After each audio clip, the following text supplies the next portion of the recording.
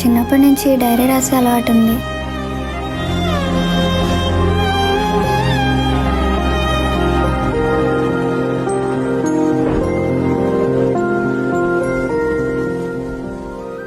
ఎక్కడి నుంచి మొదలు పెట్టాలో నాకు అర్థం కావట్లేదు.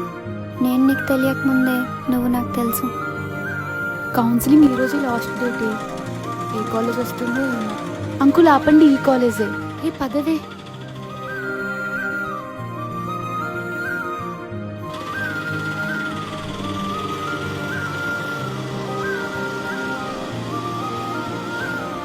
సర్టిఫికేట్స్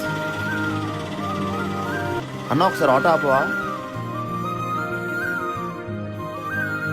ఎవరై ఉంటారు?